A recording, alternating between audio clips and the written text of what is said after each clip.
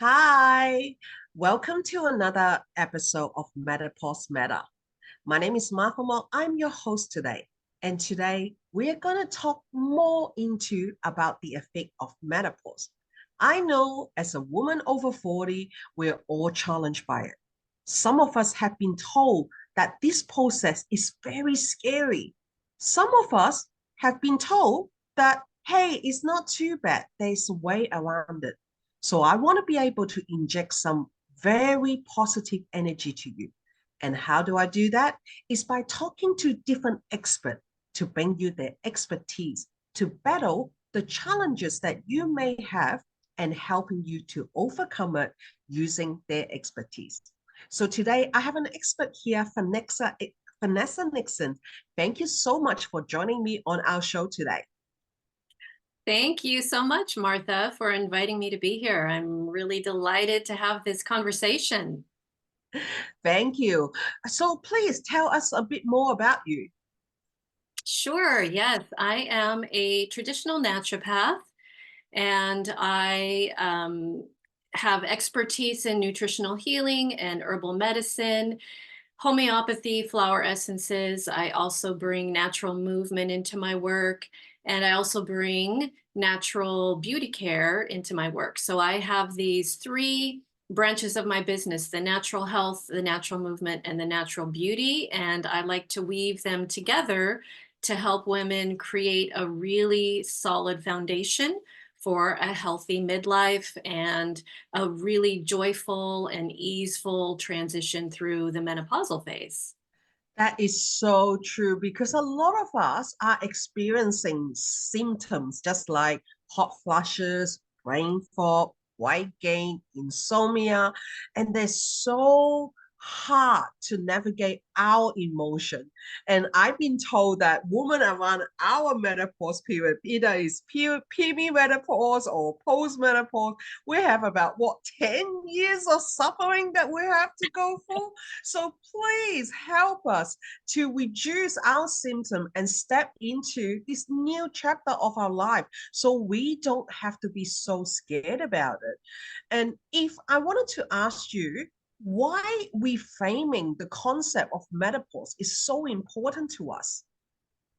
That is an excellent question. And it's one of the things that I work really closely with women around because we've all been conditioned to think some of the things that you've already mentioned, that we're going to be suffering for the next decade, or that this is a medical disease. I know in the US, the healthcare industry has actually framed it as a disease of deficiency. And so we are conditioned to think that this is a period of illness, that this is a period of suffering, that it's not normal. And also throughout several cultures throughout the world, we get this conditioning that this is the beginning of the end, that once you're in menopause, it's downhill from here. And so reframing these concepts with a more accurate idea of what menopause actually is can help us not only to feel better about what we're moving into, but just that mental, emotional reframe can reduce a lot of the symptoms that we're having. Because as we know, even conventional healthcare professionals admit that over 90% of symptoms and conditions are due to stress. And so all of this conditioning we have around menopause causes us a lot of stress and leads to elevated symptoms. So I like to give women more accurate information about the fact that a lot of this conditioning that we get comes from the past, when the average lifespan of a woman was half of what it is now. 200 years ago, the average lifespan for a woman in the US, where I am, was 34 years old. 34. So a lot of women were not even making it to perimenopause. Mm. And just 100 years ago, the average lifespan was about 53. So if you had lived to menopause, you were at the end of your life. And Mm. so these ancestral memories we still carry with us, and our culture has all of this conditioning. and it makes us feel like it is the end for us. Our bodies are changing, our hormones are changing, and it all feels very scary, as you said. And so, if we can understand that we are living in a different age now, the average age lifespan for a woman is in the early 80s. Mm. So, we're living sometimes more decades after menopause than we did before. So, we have a whole new chapter of our lives, a whole new half of our lives. We've only lived half of our lives. We have the second half left. And in traditional Chinese medicine, they call menopause your second spring. Mm. And that is really what it is. It's not the end, it's only the end of one phase of our lives, the end of one Mm. cycle, and it's the beginning of another one. And it Yes. is a second spring in sorts because for a lot of women, this is the first time in their lives that they're actually able to focus on themselves. Mm. All throughout their lives, they may have been raising children or focusing on other family members or careers and never really stopping to think what it is they need and what their body needs. So, Mm. this is a really potent time for women to do that deep dive into connecting with their own body, listening to the messages their body's sending them, and really finding out what they need and what they want for their lives. How do they want this next half of their lives to unfold? There Mm. are so many opportunities in Mm. this period of menopause. And it's really unfortunate that we get all of this conditioning that tells us um, that we're powerless. We're Mm. powerless about these changes and we're powerless about the symptoms that we might be experiencing. But this is a phase of empowerment for women. It's the Mm. exact opposite. This can be the most empowering time for women. And once we understand that, once we make that mental shift, then we can see the opportunities before us and we can really take advantage of those opportunities and create the life that we want in these next chapters. I love it. I love it because I always believe that half of our strength come from our mindset. When we are dealing with a situation, if we're going in it with a key of hope, with that hope, it will give you the enlightened. What are the key of sorrow? You will open more door to sorrow. So that's something that I believe very, very closely. So I wanted to ask you another question. How would using food as a medicine can help women navigating this change in the midlife? Because I have heard a lot about that. That women are getting weight, they are actually getting headache. That was one of the questions that I would like to ask you. Like people are getting headache, they never experienced that before, and that's me is one of them as well. I normally don't actually have headaches, but now I've been getting it more often. So is changing our diet using food a good way to help ourselves to go through those symptoms? Absolutely, absolutely. And there's a couple of reasons. Number one is that if we don't look at the food that we're putting into our bodies as the fuel and the nutrients that our body needs to do its job, then it's hard for our bodies to actually do what they're supposed to do if we are not really conscious and intentional about what we're giving it. What we Mm. put in our bodies, that's all our bodies have to work with. Mm. So if we're eating things that are very low in nutrients, that are very high in sugar and trans fats and processed foods, that really has no nutritional value for our body. And so it's very easy for our bodies then to begin to break down. Mm. And this is what we often see during midlife. And so that just leads back into that conditioning that, oh, it's all downhill from here. And that's Mm. not what it is. It's just that our Mm. bodies don't have the building blocks that they need. Mm. And because our bodies are transitioning, they Mm. need even more nutrients than before. Mm. We need to really, really make sure our diet is full of nutrient dense foods because our Mm. body needs just that little bit of extra so that it can make this transition smoothly.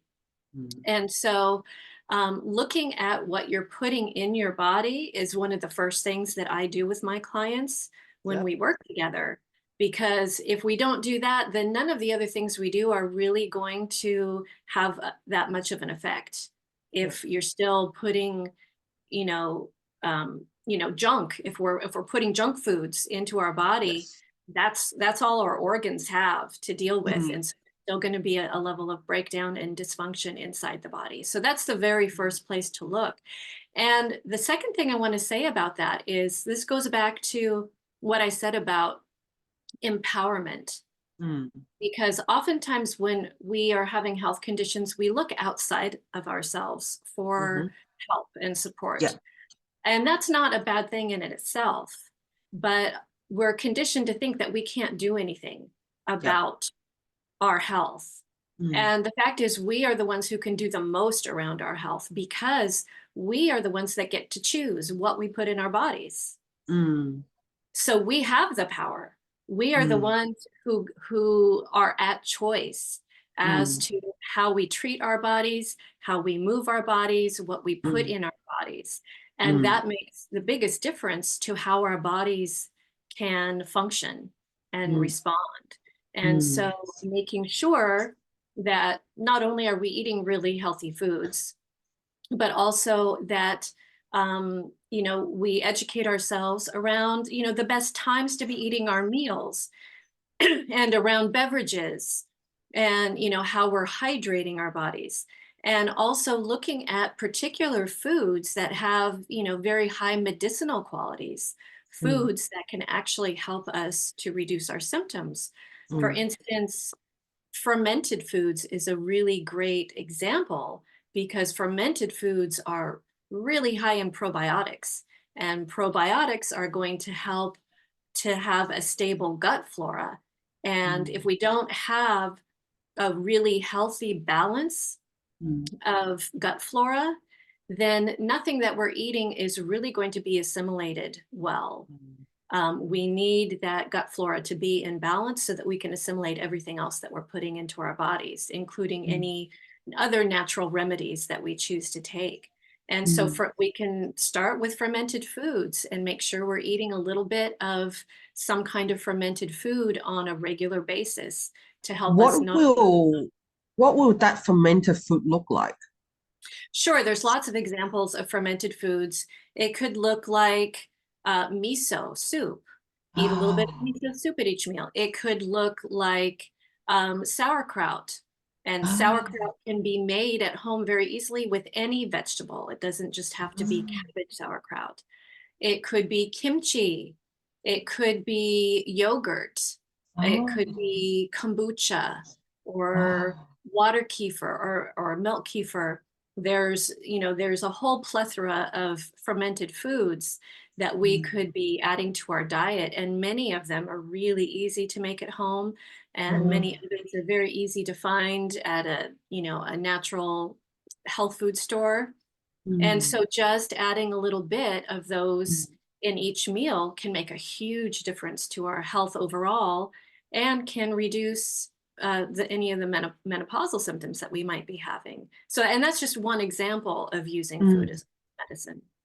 That is great concept because that gives me like, okay, I eat kimchi, okay, I eat miso soup, okay. Because I have to admit I am a little bit of a picky eater, but some of the things that you mentioned, I do eat, so that's hope for me. This is amazing. I love it, love it, love it, love it.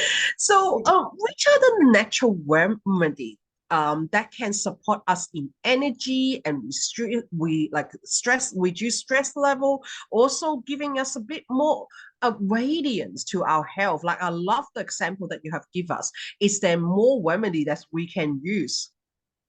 Yes, yes. And I love, using food as medicine, as we already talked about. And then I also love using plants and herbs as medicine, and also using herbs as food. And so there's a lot of crossover in some of these natural remedies.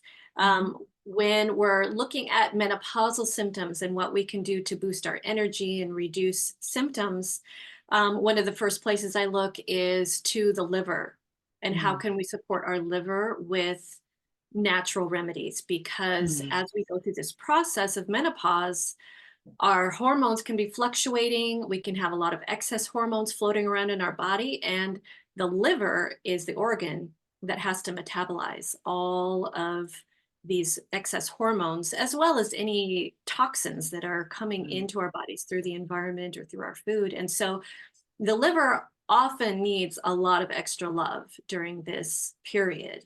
And once we get our liver functioning really well, we often see symptoms automatically reduce. And so some of the herbs, some of the natural remedies that are great for um, nourishing the liver are things like dandelion root and burdock root and milk thistle. These are all natural herbs that are really high in minerals, and they help the liver to do their job. It's like they nourish the liver so that it can become stronger and do its job better. And mm, then after that, the other organ that we look at are the adrenals, mm, because the adrenals are dealing with stress, and the adrenals are also dealing with hormone production. Because when we go through menopause, we often hear about the fact that the ovaries stop producing estrogen and mm, that we don't have estrogen anymore, but that's not true. Our adrenals take over and they start producing estrogen. And so the adrenals are doing much more work at this time because they're dealing with all the stress we're going through, plus they are producing estrogen for our bodies. mm, And so the adrenals really need nourishment too. And one of the herbs that's really wonderful for both adrenal and liver health is stinging nettles. Stinging nettles is a great herb to nourish both of those organs in the body. It's really high in vitamins and minerals, and it's got protein, and it's a very nourishing, like superfood. And it can be used as a food or as a medicine. The other category of herbs, natural remedies that I like to use to address the adrenal function are a category of herbs called adaptogens. And adaptogens help your body adapt to stress. And so it's really nourishing for the adrenal glands to be using adaptogens. And there are many different adaptogens like ashwagandha and ginseng and medicinal mushrooms and schizandra berries and astragalus and many, many different herbs fall into that category of adaptogens. And these are herbs that are tonic herbs that you would use over a long period of time that just kind of become part of your lifestyle, part of what you bring into your body to help it to strengthen these parts of your body that are being worked a little bit more during this mm. transition and Yeah. help us balance out any of these hormone fluctuations that we might be experiencing. That's excellent. Thank you for sharing. Like, even I don't understand a lot of those words, but I think that a lot of our viewers like, oh my gosh, she's so knowledgeable. This is amazing. I should definitely talk to her. And I know that today you got a freebie for us. Can you tell us a little bit more about that? Absolutely, yes. So I have a free gift that's it's a simple checklist. It's called Goodbye Hot Flashes, Brain Fog, and Insomnia checklist. So if you are experiencing any of those symptoms, this freebie has a checklist of natural remedies and tools and techniques that you can use and implement on your own or with the support of a qualified um, coach or healthcare practitioner that you can incorporate into your lifestyle that will help your body come back to balance and reduce those symptoms naturally. That sounds amazing. So I will be putting that into our show notes. So feel free to download it and book in a call with Vanessa here to guide you through anything that you may not understand. Like I mentioned before, I am very new to this topic of menopause. Didn't know that why I was going crazy. Didn't know that why I was feeling so depressed. And my mood just swing like there's no tomorrow. I thought that I was blaming it on the anti-pregnancy medicine that I was taking, but it wasn't. It was actually because of menopause. So it's so good that we have expert here like Vanessa to share with us some of the juices of it. How do we combat it? How do we actually make ourselves better? I am very grateful for Vanessa here today to give us her time and her knowledge into helping us. Thank you, Vanessa. You're welcome. Thank you so much for having me here. This is a great discussion, and I love any place that we can keep that conversation going and expand the dialogue about this time as a really powerful time in a woman's life.